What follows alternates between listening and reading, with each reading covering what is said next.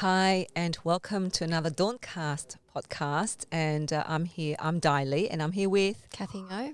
and thank you for joining us joining us again. We're what we try to do with our DAWNCast podcast is on a continual basis bring you expert advice, bring you people with lived experiences to discuss issues that are important to you, especially in the current climate of COVID-19. And I'm really glad that I've got Cecilia Lim, who's here on screen joining us on screen here through Zoom. Yes. And Cecilia is an amazing person. She's a chartered accountant by profession with 20 years of multidisciplinary experience. She's also been head of risk and compliance at financial services company, taxation advisory. She's been on many major projects, and I thought we want Cecilia to come onto the Dawn podcast to share with us her experience as wearing the hat of risk and compliance, and also as a chartered accountant, about what she's seeing in terms of what's happening to businesses and to community in light of the COVID-19. So Cecilia, she's also got other passion and other interests, which will come through our conversation. But I just thank you very much for being part of the Dawn podcast. Thanks for your invite, and I'll say my greetings in Korean first because I'm Korean Australian. 안녕하세요. Hello, my name is Heejung Cecilia Lim. 임희정입니다. 잘 부탁합니다. There you go. It was wonderful. So thank you very much.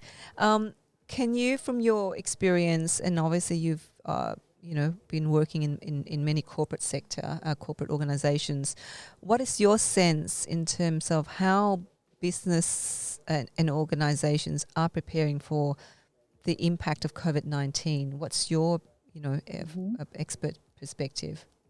Yes. Since I've worked in the corporate space for 20 years, and let's say the APRA regulated company, which is tightly regulated, the financial services company, they already have strict business continuity or pandemic planning in place, and they're managing it. The good news is that you have well-resourced and well-established process people and systems to manage things like your superannuation. So what I like to bring to the table here for conversation is what can we learn from those sort of tighter business continuity learnings from the corporate sector?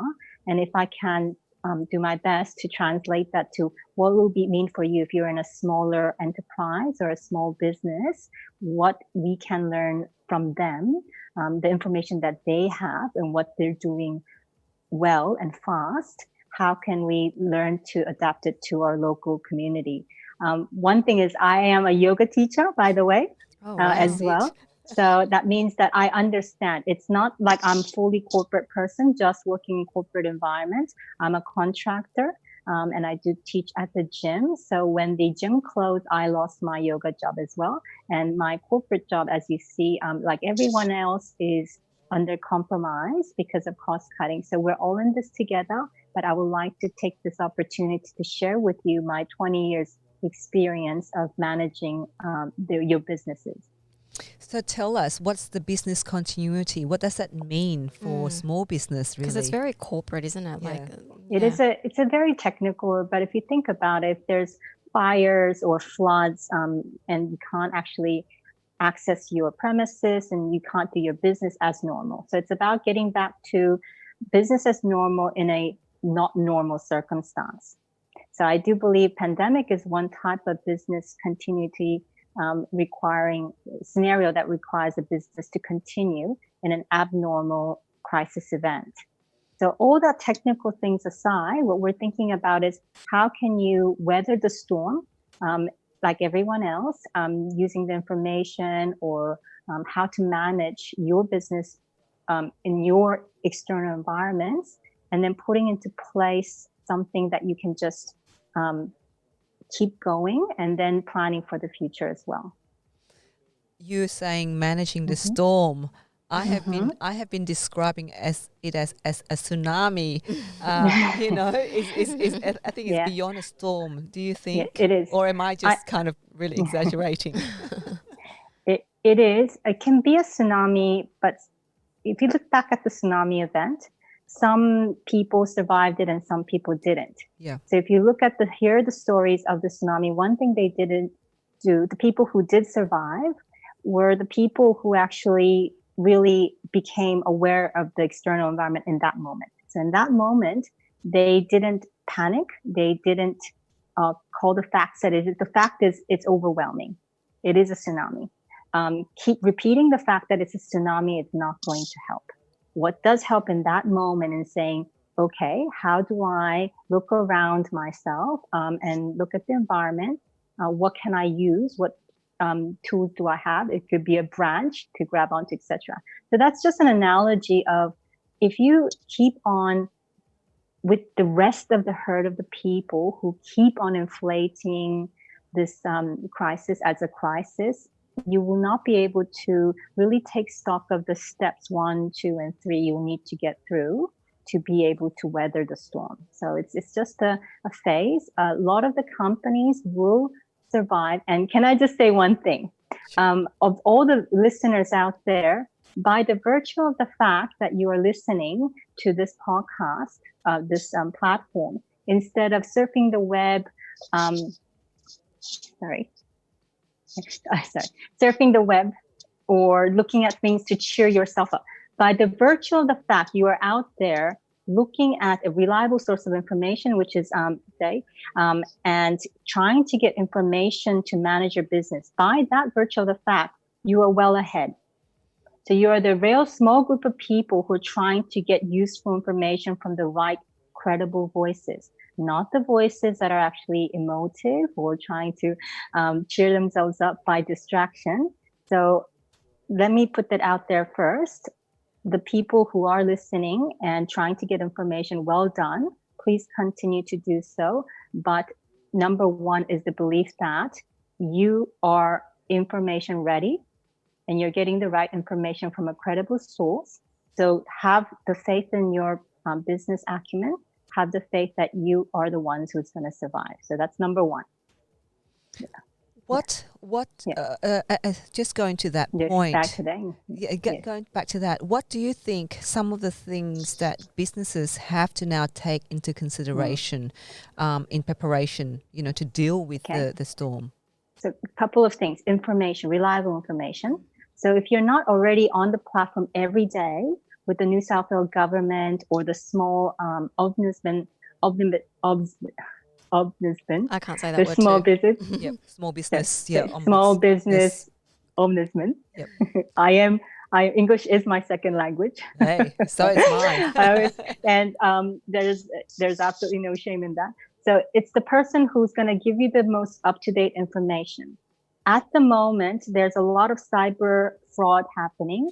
So a lot of people are the criminals are sending you emails and SMS giving you the wrong information. So step one is to tap back into the government sources of all the government initiative, the government grants, the government processes, so you can be on top of it.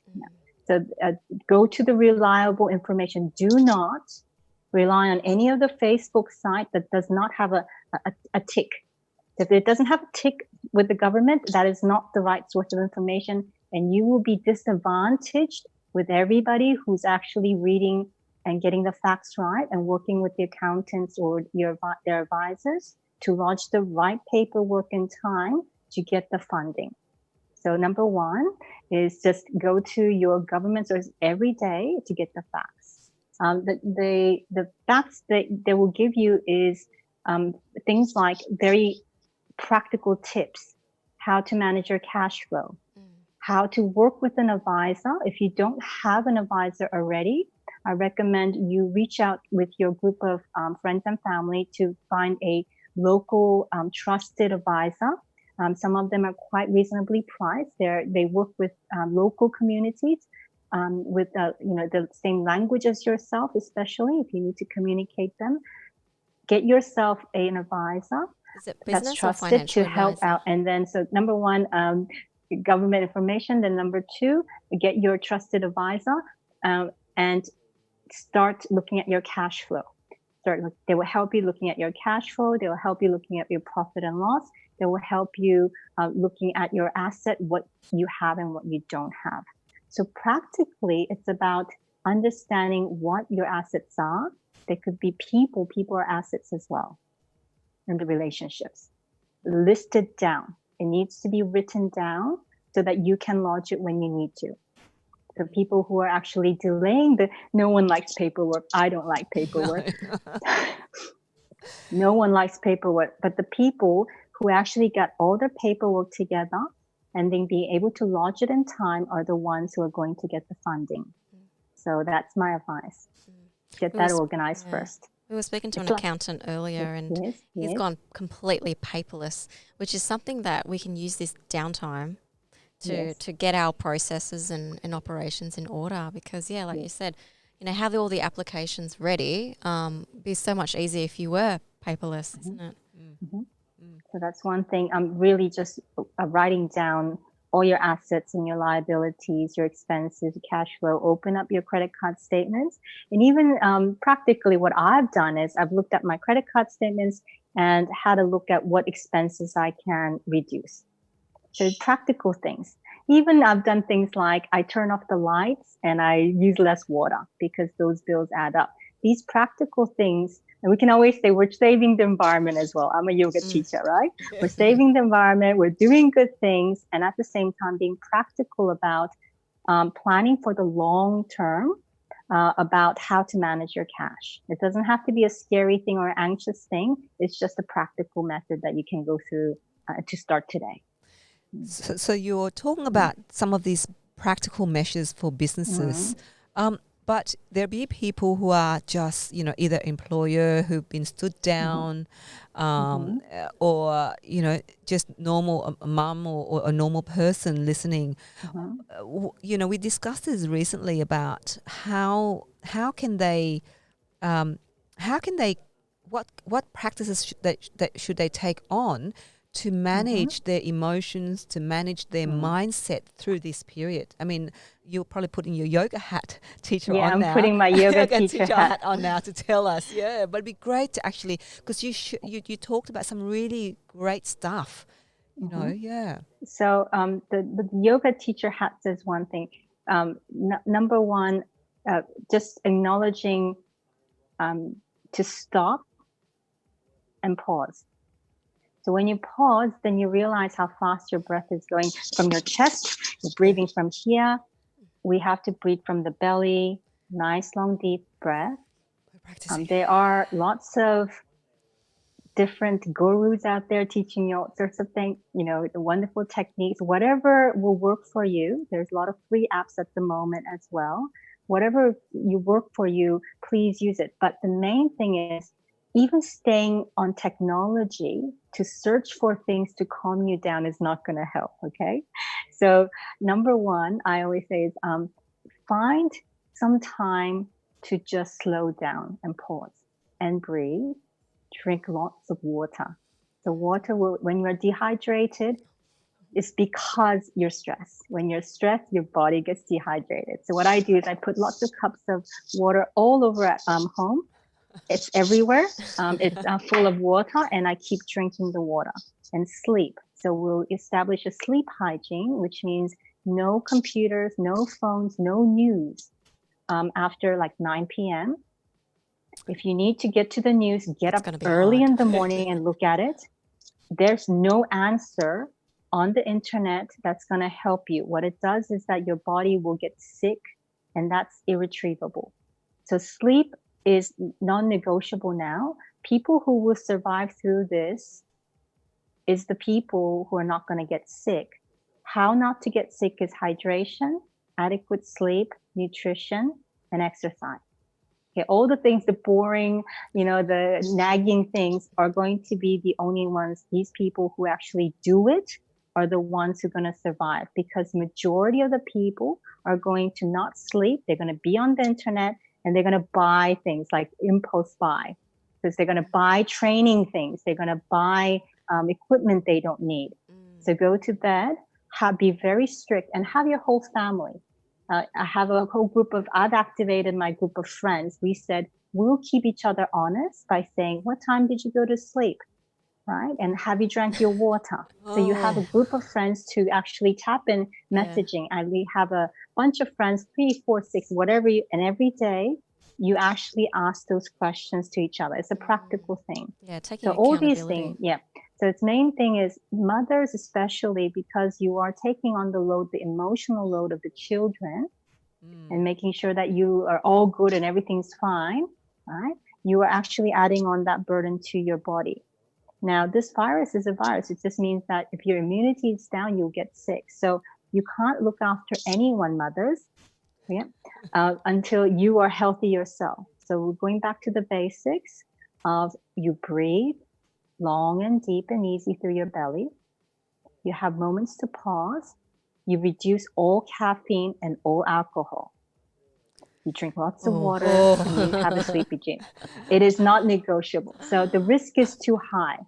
So the risk is way too high for you to not do all these goody two-shoes things. The only one surviving through this is the one who's going to be healthy. And the only ones who's going to be healthy are the goody two-shoes. Okay. Well, I don't drink alcohol. I don't drink alcohol, but I took your advice the other day and had plenty of water, and drank a lot of water. My caffeine is matcha green tea. Okay. But I think matcha green tea is quite good, isn't it? It's not that bad. Yeah, it's green tea. Well, it's without the sugar. I have a rule of thumb. I have a rule of thumb, which is 1 glass of caffeine drink equals I negate it with 1 glass of water. Just 1 per 1. So it negates it, but it's better than nothing. You just keep drinking water and nutritious food. You do your best. Yeah. But I think this is not the time to go all technical and my advice is don't do anything abnormal. So if you've never had this new vitamin thing that your body's never taken before, this is not a time to try new improved formula and then getting a reaction from it. This is a time to be very sensible and then just use the things that your body is used to. So I'm Korean, I'm eating a lot of garlic. I've always eaten a lot of garlic. I know garlic prevents colds, so I am. There's lovely Korean recipes to do with garlic. So Vietnamese dishes do too. what is Lots of garlic. So all your ethnic dishes that your body is used to, go back to it. All your wisdom from your grandmothers and your mothers, activate it. And the mothers are the most wisest beings. The grandmothers are wise. So use all those common sense, practical things. I think will help, right? And there are free yoga and meditation online courses that are being available at the moment. I'm happy to park anything that I see on the Dawn network as well, so we can share. And that will be actually good. So instead of, if you're having I see FaceTime chats with friends, right? And women and other people, they need to dialogue, communicate. Instead of going, oh, how horrible it is. It's horrible, or it's too much. I don't know what to do. Have the dialogue, lead the dialogue and say, I drank this water and with a little bit of lemon squeezed in it. So change that as to the practical things. Lead that dialogue as to not being outraged or emotional about what is. It is what it is. And the only ones who will survive is sharing tips on what steps to take right this moment. That's going to be practical. That's a good advice. So you're suggesting that if the audience out there, if they are surrounded with friends and family who are very concerned about the impact of it, is that to shift the conversation to giving practical advice in order for them to kind of behave a bit more normally?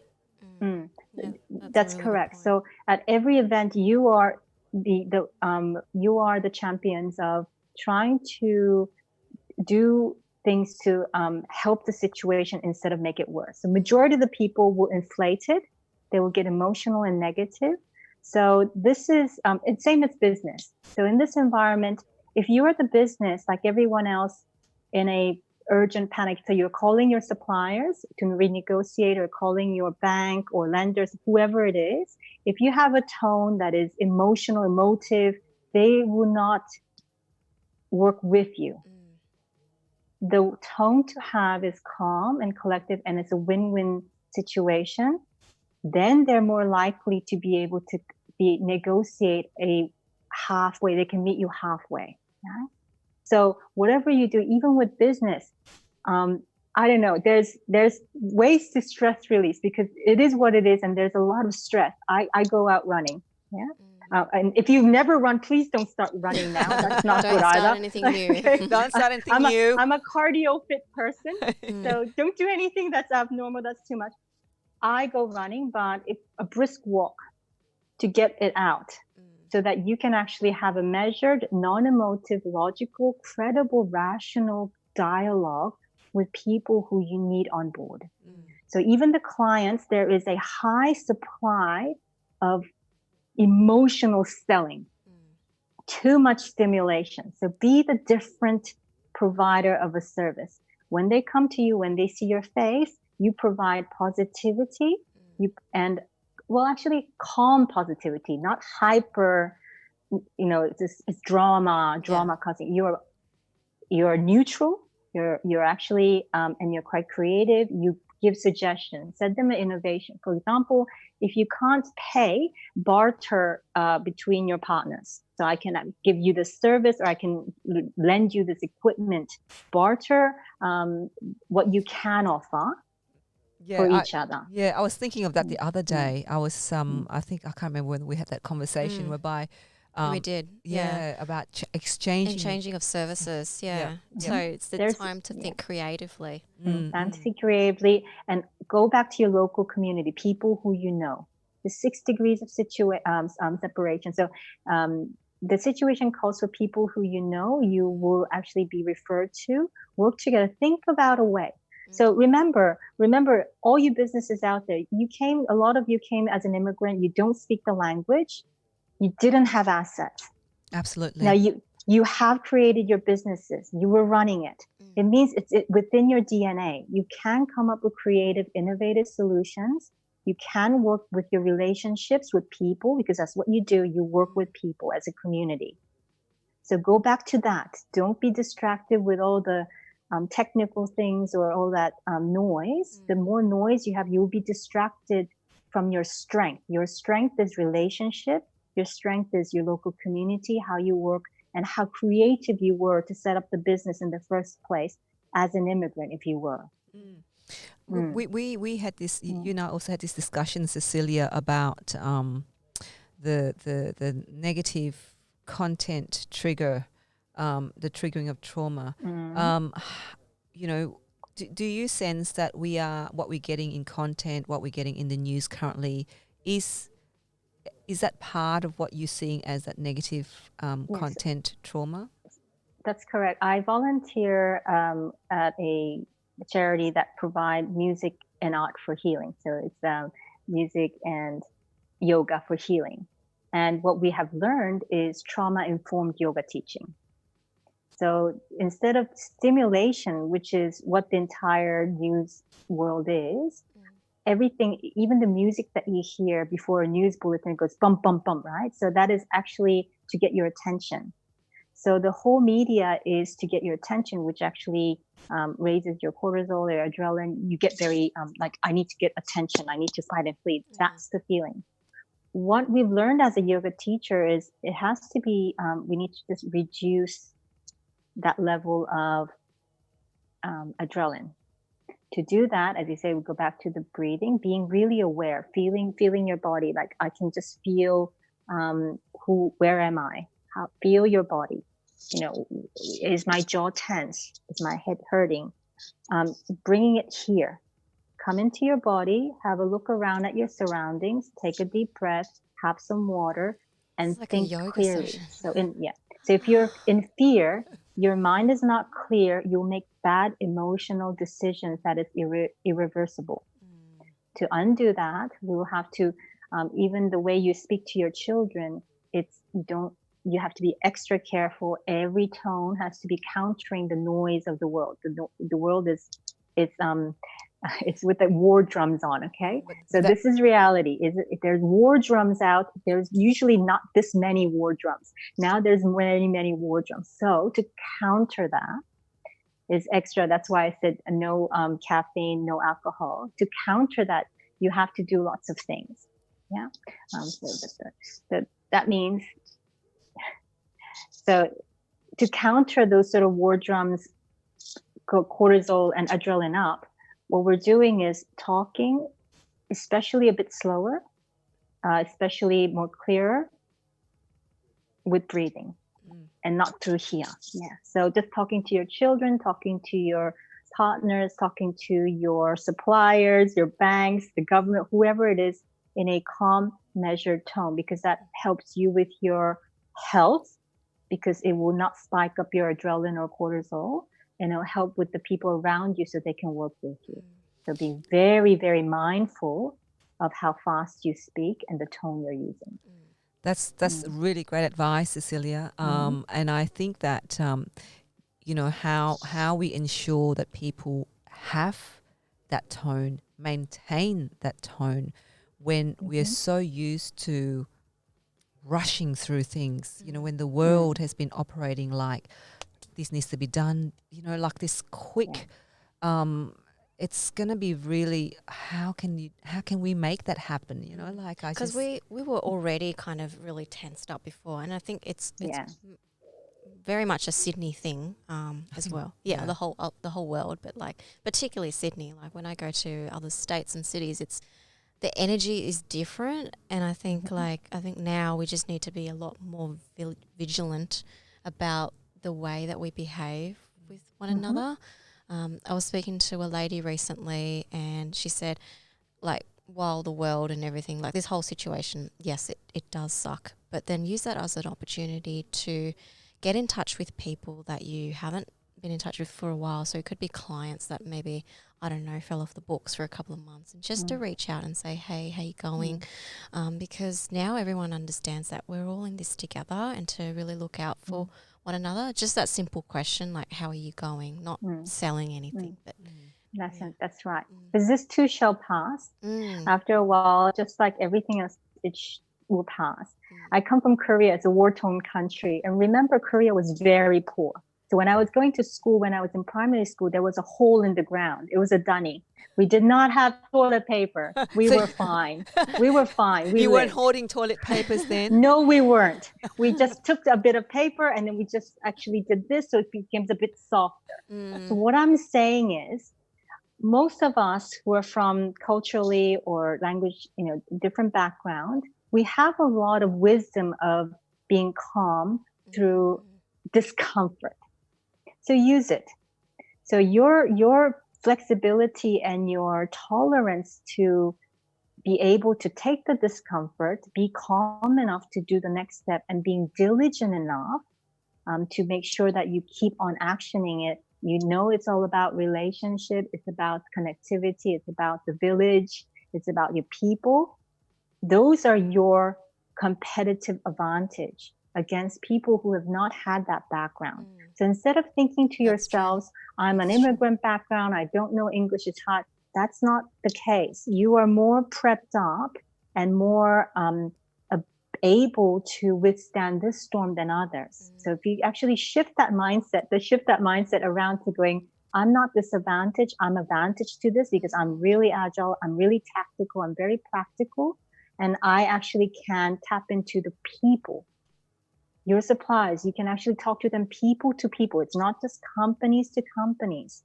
So use as many, the networks of your family, friends, everyone, and then activate it. Your greatest asset is your relationships. But make sure you are setting yourself apart by by showing, for example, awareness of who your audiences are. So I see this thing in LinkedIn at the moment. A lot of the people who haven't been in LinkedIn are using that platform to sell things because they have actually gotten off the Facebook platform. There's an unwritten rule in the LinkedIn world. It's about having a credible voice. So if you actually lose that credible voice, no one will do business with you, and it's very dangerous. It's a risk. So remember that. You have to know your audience, who you're speaking to, and what platform you're using. Yeah. So if you want to keep that sort of emotional, dramatic advertising, yes, please keep it on the platforms that's built for that. Potentially, it could be, there's other social networks, but my risk, that what I've observed is I see more of these that I haven't seen before, because that's where people realize that funding might come from, without understanding the external environment, without understanding the audience. So please be careful. And I suggest that you build that credibility, your professionalism. So everything, there's high supply of services and low demand. So your services, your creative recordings, if the quality is high, you will give yourself a better chance to be hired. So you need to increase your quality. So if you're, instead of surfing the web to make yourself cheerful, perhaps a free platform to learn how to use social media, learn how to use, I just have a phone at the moment and I'm just dialing in, just using Zoom. Practice speaking into the camera, practice speaking to the clients out there, and prepare yourself for the new digital world, which is going to go ahead, regardless if you're prepared or not. So practical things every day, knowing your audience, and just watching out for what are other people doing that you feel like it's too much, that you won't buy from them. Don't do it then. So look after what they're doing that's turning you off, and just don't do that. And one of the things is, do high quality, do even practice speaking in a tone that's positive and measured and reliable, because it takes a lot of practice. Well, thank you so much, Cecilia. I'm going to practice that tone. And the breathing as well. And the breathing. Breathing through your belly. It's been a really insightful and helpful, I think, session with Cecilia. Cecilia will be, contributing to our Dawn podcast regularly. We really appreciate your advice, your sound advice, your real, your expert advice in both the business and in both for your health and well-being. So we'd like to thank you once again for being part of our... Thank you, Cecilia. Yeah, for conversation. Thank you very much. You've set the tone. We're feeling very relaxed, Cathy and I. It's there's also a lot of reassurance as well, because it's just going back to the basics and, taking a step back and then viewing it and then just getting rid of things that we don't need. And then also we underestimate our own abilities. For example, like most of us here all of us are pretty much migrants, and I think of my parents who came to Australia as refugees. They came here with nothing. And that's a bit of a lesson, because my mum has been panicking a lot. But then, I'm just going to, after this, I'm going to just remind my mum, look, you came to Australia, whole family, with nothing. Absolutely. And then, look how far you've come. Yeah. So we can do it. We can do it. We came here with couldn't speak a word of English, like my family, the same thing. And I'm sure you can relate to that, Cecilia. And we had to rebuild. We had one suitcase. So considering the if you're a migrant or you're a refugee who came to Australia with nothing and you start from scratch from, after the Second World War to now, I think we will get through this. And thank you so much for the advice to maintain that tone of calmness in light of adversity, but making sure that we're there for, our network, our people, friends and family, to support one another through this very difficult and challenging time. So, look, I hope you can support DAWNCast. Please click on the link below and subscribe to our DAWNCast podcast to help us build this channel of a reliable, trusted network that can bring you news, expert opinions, and people with lived experiences to really share with you their stories and their journeys. And in this time of COVID-19, to give you some advice on how to get yourself and your business and personally in your family through this. So thank you very much, and hope to see you next one. Bye. Thanks. Bye. Bye-bye. Thank you.